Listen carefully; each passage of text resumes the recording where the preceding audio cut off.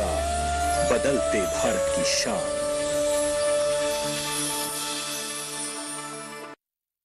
सब किसान भाइयों को राम राम। फसल बेचनी है किसानक्रॉप्स.com पर बेचो, जहां बाजार खुद चल कर आता है और फसल बिकती है अपने भाव। ऐप लो, फसल विवरण भरो और बस मैंने भी वही बेचा। www.kisancrops.com। हमारा फसल हमारा भाव। लहलहाती फसल, भरे पूरे खेत खलिहान, हर किसान का बस यही अरमान। लेकिन प्रकृति पर किसका जोर? कभी बारिश, कभी बिजली, कभी ओला, कभी सूखा, तो कभी कीट पतंग का प्रकोप कर दे नुकसान कमर तोड़। भैया खेती में तो जोखम रहता ही है, अब क्या करें? अब प्रकृति का कोनो उपाय है का? प्रकृति का तो नहीं, मगर नुकसान का उपाय है। अच्छा? हाँ, AIC से फसल बीमा। फसल बीमा? मतलब मामूली सा प्रीमियम दो और बड़ी चिंता से मुक्ति पाओ। अरे वाह! AIC से अपनी जरूरत अनुसार कोई फसल बीमा चुने, जैसे प्रधानमंत्री फसल बीमा योजना। बुआई से लेके कटाई तक प्राकृतिक आपदा से सुरक्षित रहे किसान। भरपाई हो पूरी अगर फसल का हो नुकसान, जब AIC का है साथ तो ना डर ना फिक्र की बात। Agriculture insurance company of India limited. AIC।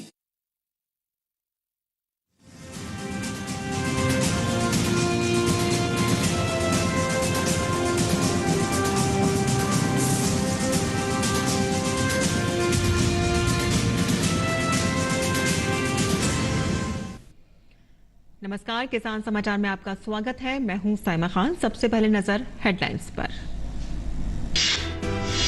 प्रधानमंत्री नरेंद्र मोदी ने वर्चुअली गोवा में आयोजित हर घर जल उत्सव को किया संबोधित। पानी के बिलों के लिए QR कोड भुगतान प्रणाली भी की गई शुरू।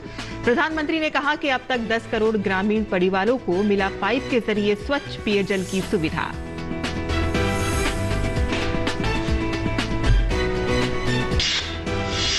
प्रधानमंत्री मत्स्य संपदा योजना से प्रेरित होकर TDB DST ने एक्वा कल्चर परियोजना का किया समर्थन। मत्स्य पालन प्राथमिक उत्पादक क्षेत्रों में सबसे तेजी से बढ़ने वाला क्षेत्र, 14.5 मिलियन लोगों को रोजगार प्रदान करने और देश के 28 मिलियन मछुआरा समुदाय को देता है रोजगार। आत्मनिर्भर कृषि की ओर कदम बढ़ा रहा है भारत। बिहार का बरौनी खाद कारखाना हिंदुस्तान उर्वरक एवं रसायन लिमिटेड हरल के नाम से बनकर हो गया तैयार। अक्टूबर में प्रधानमंत्री करेंगे उद्घाटन। अपना यूरिया का उत्पादन हो जाएगा शुरू। बिहार के किसान अब खाद के लिए नहीं होंगे परेशान। मुख्यमंत्री मनोहर लाल ने हथनीकुंड डैम की प्राथमिक रिपोर्ट को दी मंजूरी। कहा कि हथनीकुंड डैम हरियाणा सरकार का एक महत्वाकांक्षी परियोजना। डैम का कैचमेंट एरिया होगा लगभग 11,170 स्क्वायर किलोमीटर। हथनीकुंड डैम में बनने से आसपास के क्षेत्र में ग्राउंड वाटर होगी रिचार्जिंग। किसानों को मिलेगा लाभ।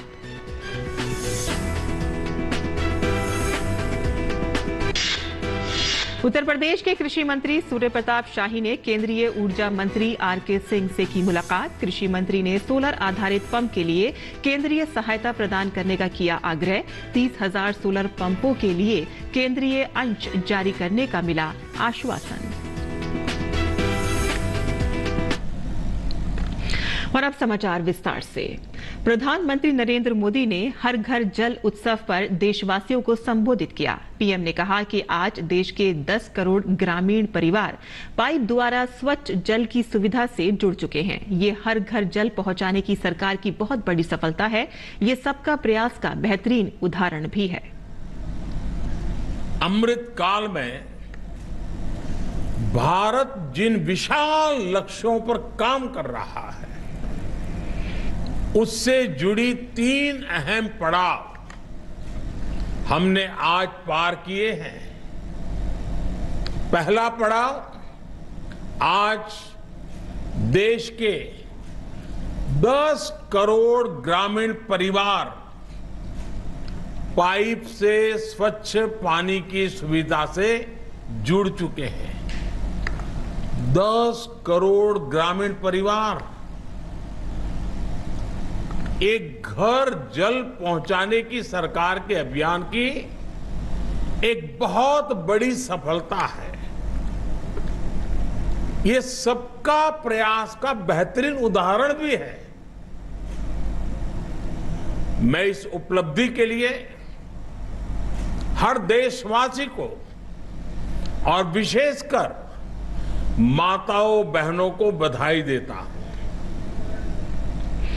पीएम मोदी ने कहा कि देश ने और विशेषकर गोवा ने एक उपलब्धि हासिल की है। आज गोवा देश का पहला राज्य बना है जिसे हर घर जल सर्टिफाई किया गया है।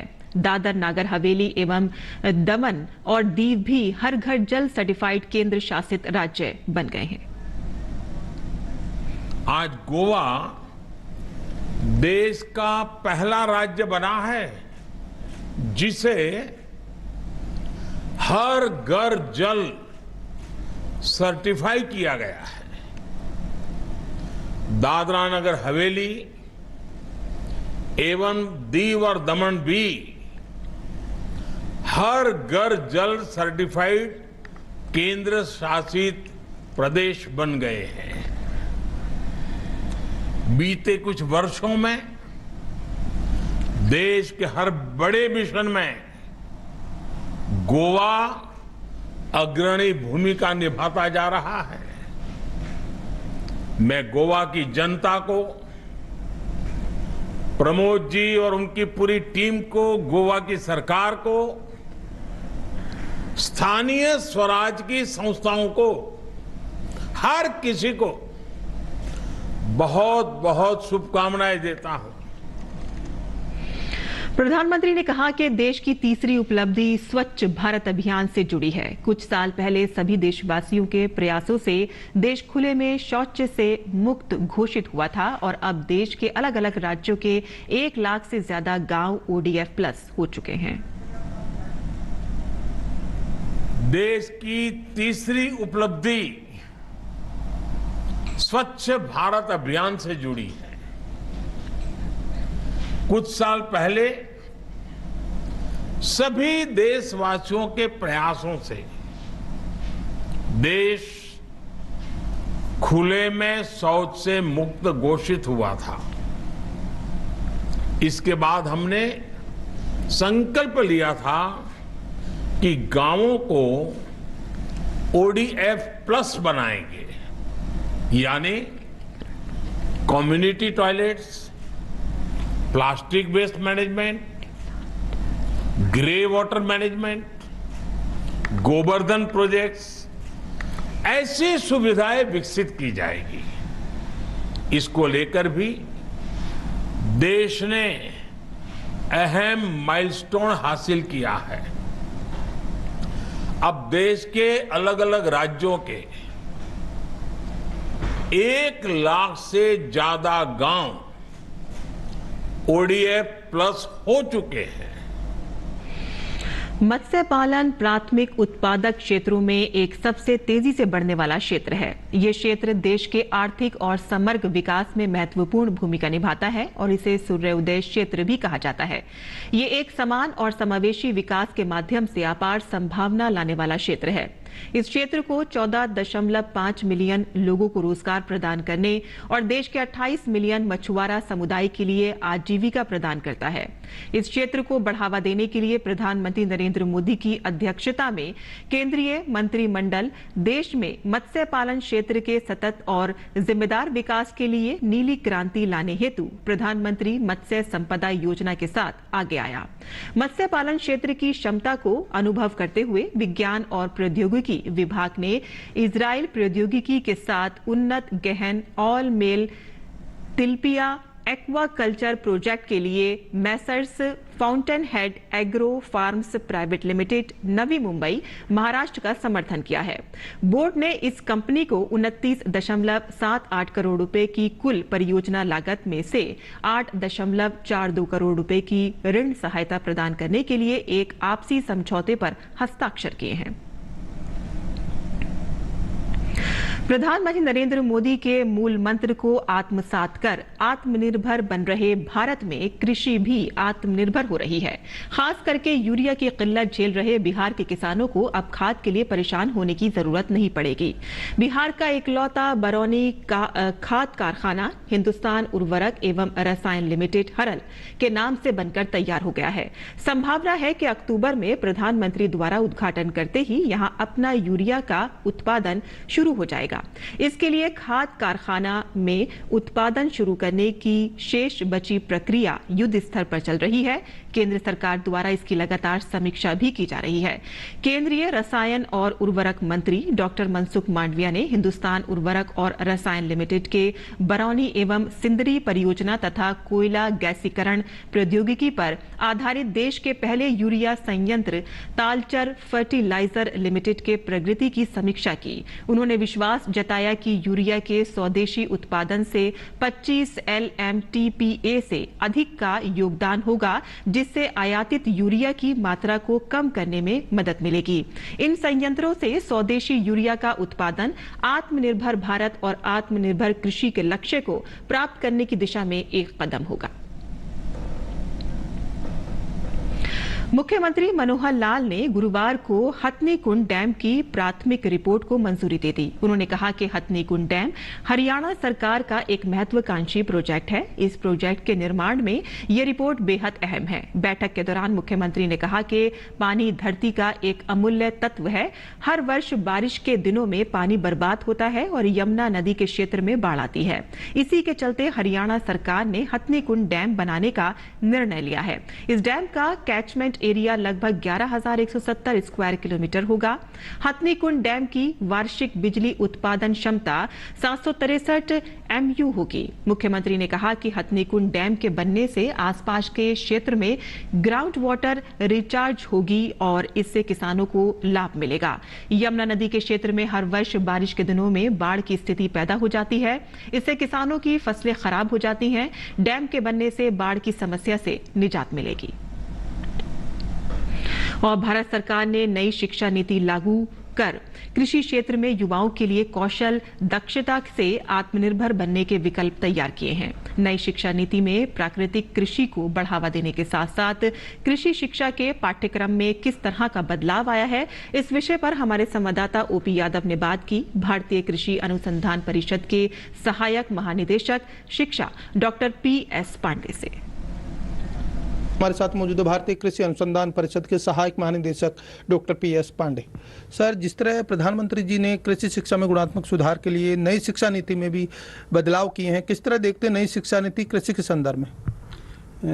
देखिए, जो नई शिक्षा नीति आई है 2020, ये बहुत बड़ा एक क्रांतिकारी परिवर्तन है। उसी संदर्भ में भारतीय कृषि अनुसंधान परिषद ने जो नई शिक्षा राष्ट्रीय शिक्षा नीति 2020 आई है, उसको लागू करने के लिए एक हमने स्ट्रेटेजी डॉक्यूमेंट भारतीय कृषि अनुसंधान परिषद द्वारा तैयार किया गया है और समस्त राज्यों को भी भेजा गया है, जिसमें कि जो नए कोर्स करिकुला के अनुसार उसमें कौशल विकास पर बहुत विशेष ध्यान दिया गया है। और एक जो इस कार्यक्रम में है मल्टी एंट्री और मल्टी एग्जिट। मल्टी एंट्री यानी कि विद्यार्थी कभी भी उसमें जो है ना 1 साल के बाद, 2 साल के बाद, 3 साल के बाद छोड़ सकता है और वो बाहर से भी आ सकते हैं, क्योंकि ये सब सुविधाएं पहले नहीं हुआ करती थी। तो एक मल्टी फैकल्टी यूनिवर्सिटी की व्यवस्था की गई है। युवाओं को कौशलमंद और हुनरमंद बनाने के लिए किस तरह काम किया जा रहा है? कौशल की बात अगर करें, युवाओं को हुनरमंद की बात करें, तो हमारा एक कार्यक्रम है ये स्टूडेंट रेडी एक इसका एब्रीविएशन है, जिसका मतलब होता है रूरल एंटरप्रेन्योरशिप अवेयरनेस डेवलपमेंट योजना। यानी कि विद्यार्थी को हम कैसे जो है ना उसको स्किल उसको हम उसमें कल्केट करेंगे और उसके स्किल के माध्यम से उसको हम एक जॉब मतलब सीकर न बन करके वो जॉब प्रोवाइडर बने। नए पाठ्यक्रम जिनमें प्राकृतिक खेती को भी शामिल किया गया है और कहीं न कहीं जैविक पद्धतियों को अपनाने पर जोर दिया गया। भारतीय कृषि अनुसंधान परिषद द्वारा एक पाठ्यक्रम का जो है हम अभी उसमें एक बना रहे हैं नेचुरल फार्मिंग के ऊपर, और ये जो कोर्स होगा हमारे यूजी लेवल पर अभी हम इसको बना रहे हैं और आने वाले टाइम में फिर हमारे जैसे इसको पीजी लेवल पर भी ले जाएंगे। और साथ साथ जो हमारा नेचुरल फार्मिंग का जो है और ऑर्गेनिक फार्मिंग के आपको पता है कि जैसे हमारे देश में एक यूनिवर्सिटी भी है organic and natural farming university, तो ये ऑलरेडी हम लोगों ने कोर्स करिकुला ऑर्गेनिक फार्मिंग की पहले बनाई थी। अभी हम जो कार्य कर रहे हैं अब हमारा फाइनल ड्राफ्ट रेडी होने वाला है। तो ये भारतीय कृषि अनुसंधान परिषद के सहायक महानिदेशक डॉक्टर PS पांडे, जिनका मानना है कि भारत सरकार द्वारा लागू की गई नई शिक्षा नीति को कृषि क्षेत्र में न केवल तेजी से लागू किया जा रहा है, बल्कि युवाओं को व्यावहारिक ज्ञान देने के लिए, हुनरमंद बनाने के लिए, कौशल युक्त शिक्षा देने के लिए शिक्षा के पाठ्यक्रमों में बदलाव भी किया जा रहा है। मेरे सहयोगी कैमरामैन भीम सिंह के साथ में OP Yadav, DD news, Delhi. और उत्तर प्रदेश के कृषि मंत्री सूर्य प्रताप शाही ने गुरुवार को केंद्रीय ऊर्जा मंत्री RK सिंह से नई दिल्ली में मुलाकात की। इस दौरान सूर्य प्रताप शाही ने प्रदेश में कृषि के विकास और प्रदेश की अर्थव्यवस्था में इसकी संभावना को लेकर केंद्रीय मंत्री से विस्तृत चर्चा की। उन्होंने केंद्रीय मंत्री को अवगत कराया कि राज्य सरकार द्वारा प्रदेश के किसानों को सिंचाई की पर्याप्त सुविधा उपलब्ध कराने के लिए लगातार प्रयास किए जा रहे हैं। किसानों को अतिरिक्त ऊर्जा स्रोतों से अधिक लाभान्वित किया जाए, इसके लिए उन्हें सोलर आधारित पंप हेतु केंद्रीय सहायता प्रदान करने का आग्रह किया। केंद्रीय मंत्री RK सिंह ने प्रदेश के कृषि मंत्री शाही के अनुरोध को स्वीकार करते हुए किसानों के हित में 30,000 अतिरिक्त सोलर पंप लगवाने के लिए केंद्रीय अंश के राजस्व की शीर्ष प्रदान करने का आश्वासन दिया। और जम्मू कश्मीर में उधमपुर जिले के जखनी गांव के एक युवा किसान कुलदीप शर्मा ने अपने ही घर के रूफटॉप ग्रो मशरूम में साल भर हर मौसम में आपूर्ति के लिए वातानुकूलित मशरूम फार्म यानी कि हाईटेक मशरूम फार्म की स्थापना कर कई लोगों के लिए रोल मॉडल बन गए हैं। कुलदीप शर्मा ने कहा है कि AC प्लांट बनाने के बाद अब हम पूरे साल मशरूम का उत्पादन करते हैं। मशरूम जल्द खराब हो जाता है और इस कारण हम उन्हें ज्यादा दिन तक नहीं रख सकते। नतीजतन कोल्ड स्टोरेज की सुविधा स्थापित की गई है। यदि हमें बाजार में उचित मूल्य नहीं मिलता है तो हम इसे संसाधित करते हैं। कुलदीप शर्मा ने कहा है कि कोविड-19 के प्रतिबंधों के कारण उन्होंने अपना खुद का व्यवसाय स्थापित करने के बारे में सोचा, इसलिए उन्होंने एक AC मशरूम प्लांट स्थापित करने का फैसला किया। अब ये अच्छी आय अर्जित कर रहे हैं। उन्होंने सभी युवाओं से अपील की है कि वे नशे से दूर रहें और अपना उद्यम खोलें और अच्छी आय अर्जित करें। उन्होंने कहा है कि ये अन्य युवाओं को भी रोजगार दे रहे हैं।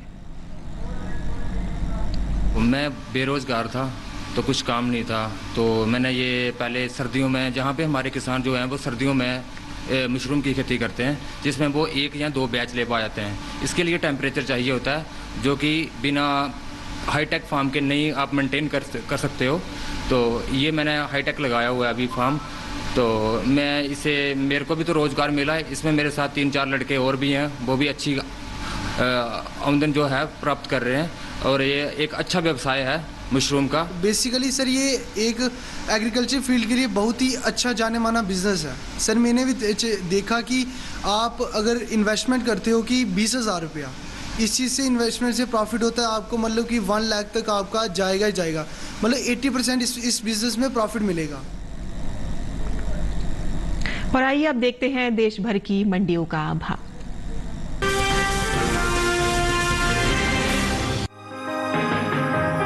कृषि उपज मंडियों में इन दिनों सरसों की आवक सामान्य है। गुरुवार को सरसों के सौदों में मामूली बदलाव दर्ज हुआ। बात इसके हाजिर भाव की करें तो एग्मार्कनेट के अनुसार गुजरात की सिद्धपुर मंडी में 18 अगस्त को सरसों का भाव रहा 5,975 रुपए प्रति क्विंटल, जबकि कर्नाटक की शिमोगा मंडी में इस दौरान सरसों की खरीद स्थिर भाव पर हुई। यहाँ दोनों दिन यानी 17 और 18 अगस्त को सरसों का भाव 8,250 रुपए पर टिका रहा। साथ ही मध्य प्रदेश की कुजनेर मंडी में 18 अगस्त को सरसों के सौदे 6,000 रुपए पर हुए। वहीं राजस्थान की लालसोट मंडी में सरसों की खरीद स्थिर भाव पर हुई। यहां 17 अगस्त को इसका भाव था 6,450 रुपए, जो कि 18 अगस्त को भी 6,450 रुपए पर बरकरार रहा। उत्तर प्रदेश की आगरा मंडी में 17 अगस्त को सरसों का भाव रहा 6,230 रुपए, जो कि 18 अगस्त को 20 रुपए टूटकर 6,210 रुपए हो गया। देश में इस साल सरसों की रिकॉर्ड उपज होने का अनुमान जताया गया है। कृषि मंत्रालय की ओर से 17 अगस्त को जारी चौथे अग्रिम अनुमान के मुताबिक साल 2021-22 के दौरान घरेलू स्तर पर रबी सरसों की पैदावार में बढ़ोतरी देखने को मिल सकती है, जिसका असर कृषि उपज मंडियों में सरसों के बाजार भाव पर पड़ सकता है। साल 2021-22 के दौरान रबी सरसों की उपज 1,17,46,000 टन होने का अनुमान है, जबकि बीते साल इस दौरान पैदावार 1,02,10,000 टन ही रही थी। वहीं कुल तिलहन की पैदावार पर नजर डालें तो इस साल कुल तिलहन की उपज बीते साल के मुकाबले बढ़ सकती है। कृषि मंत्रालय के मुताबिक घरेलू स्तर पर कुल तिलहन की पैदावार बीते साल से ज्यादा होने की उम्मीद है, जिसका असर कृषि उपज मंडियों में तिलहन के बाजार भाव पर पड़ता दिख सकता है।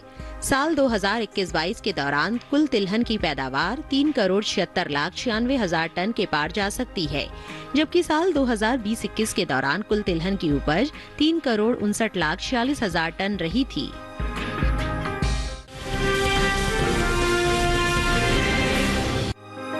कृषि उपज मंडियों में गुरुवार को चने के सौदों में उठापटक के साथ कारोबार हुआ। बात आवक की करें तो मंडियों में इसकी आवक सामान्य रही।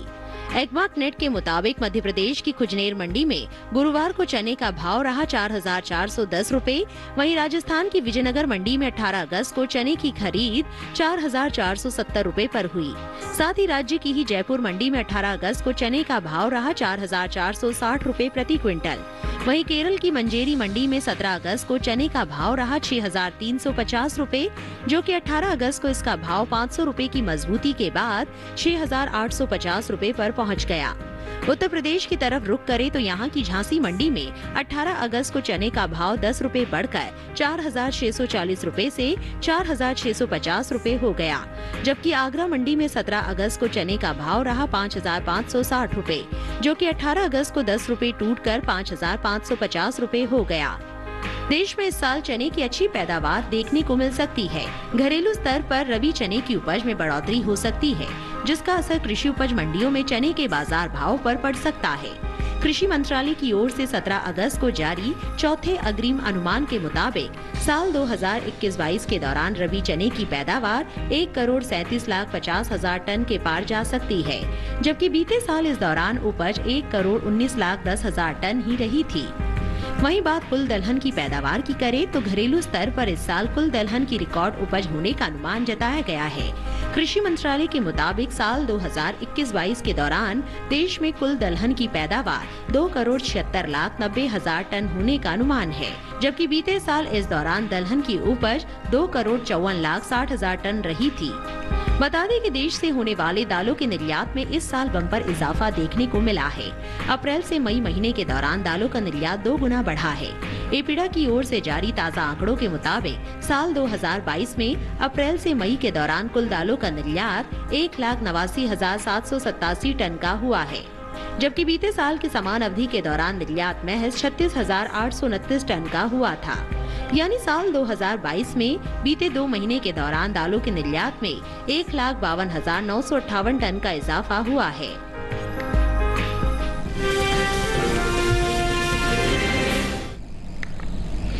और अब बात करते हैं मौसमी खेती की और देखते हैं किसान इस मौसम में कैसे रखें अपने खेतों का ध्यान।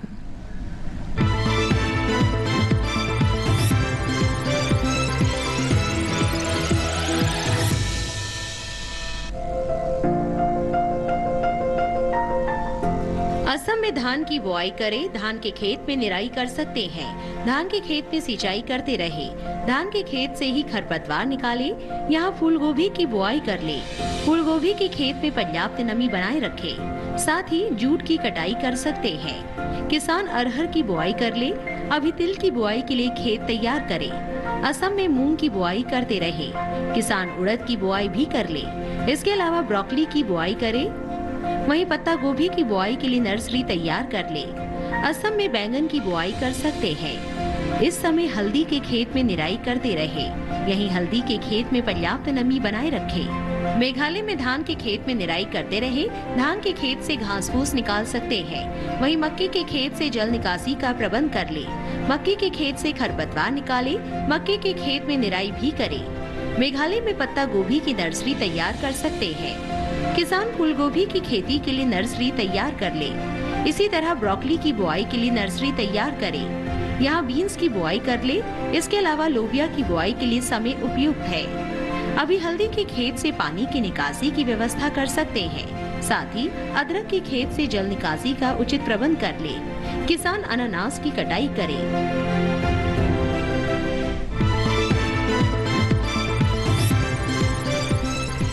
और खेती किसानी से जुड़ी खबरों के बाद आइए अब नजर डाल लेते हैं खास खबरों पर। दिल्ली की एक्साइज पॉलिसी मामले में दिल्ली के उप मुख्यमंत्री मनीष सिसोदिया के घर सीबीआई की छापेमारी। इसके साथ ही दिल्ली के पूर्व आबकारी आयुक्त और 4 सरकारी अधिकारियों समेत दिल्ली एनसीआर में 21 स्थानों पर सीबीआई की छापेमारी। गौरतलब है कि दिल्ली के उप राज्यपाल वीके सक्सेना ने दिल्ली की आबकारी नीति में गड़बड़ी की बात कहते हुए सीबीआई की जांच की सिफारिश की थी।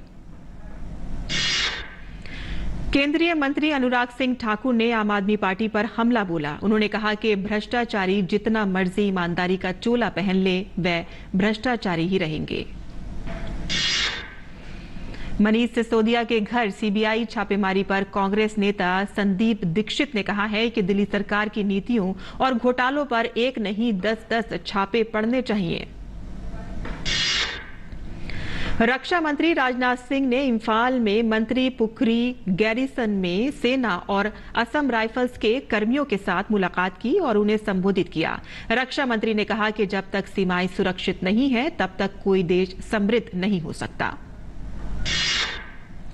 केंद्रीय सड़क परिवहन और राजमार्ग मंत्री नितिन गडकरी ने कहा कि नैतिकता, अर्थव्यवस्था, पारिस्थितिकी तथा पर्यावरण देश के 4 महत्वपूर्ण स्तंभ हैं। गडकरी ने मुंबई में भारत की पहली डबल डेकर वातानुकूलित बस के उद्घाटन अवसर पर यह बात कही। उन्होंने कहा कि ऑटोमोबाइल उद्योग देश के लिए एक महत्वपूर्ण व्यवसाय है क्योंकि इसमें रोजगार की अपार संभावनाएं हैं।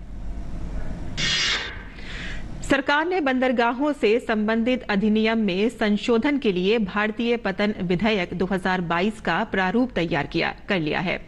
ये विधेयक मौजूदा भारतीय पतन अधिनियम 1908 का स्थान लेगा। पतन, पोत परिवहन और जल मार्ग मंत्रालय ने हितधारकों से विचार विमर्श के लिए भारतीय पतन विधेयक 2022 का प्रारूप जारी किया है।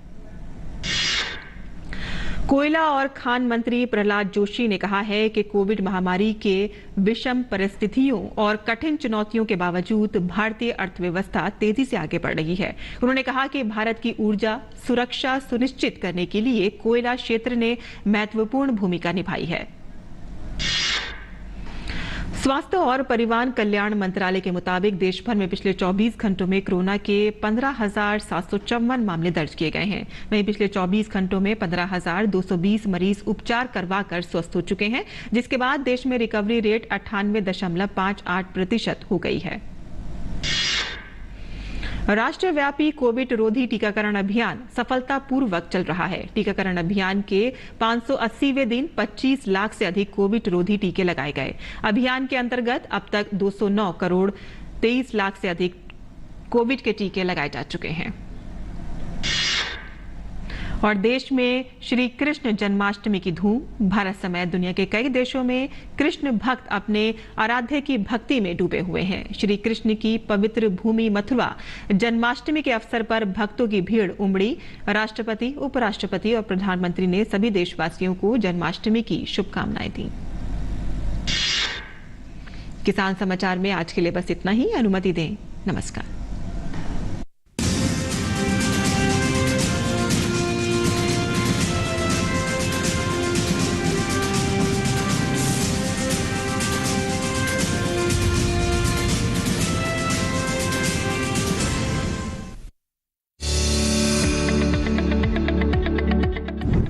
बात हो सेहत की या लेना हो लजीज पकवानों का स्वाद, मोटे अनाज का मूल्य संवर्धन बढ़ाएगा आमदनी, कर देगा माला माल। देखिए कार्यक्रम विचार विमर्श में हमारी पेशकश मोटे अनाज में मूल्य संवर्धन 20 अगस्त शनिवार रात 10 बजे सिर्फ दूरदर्शन किसान पर।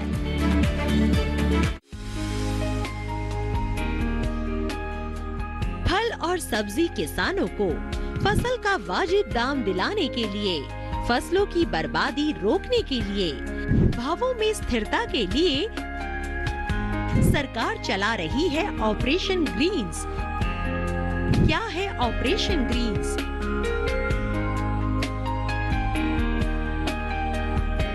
क्या है इसके लाभ?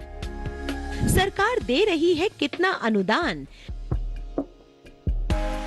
जानने के लिए देखिए कार्यक्रम सरकार आपके साथ 20 अगस्त शनिवार रात 9 बजे सिर्फ दूरदर्शन किसान पर।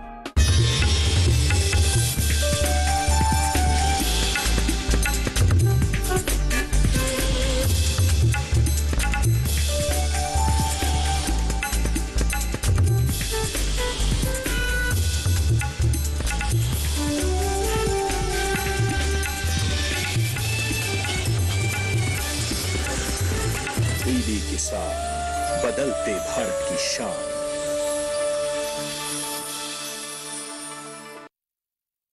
लहलहाती फसल,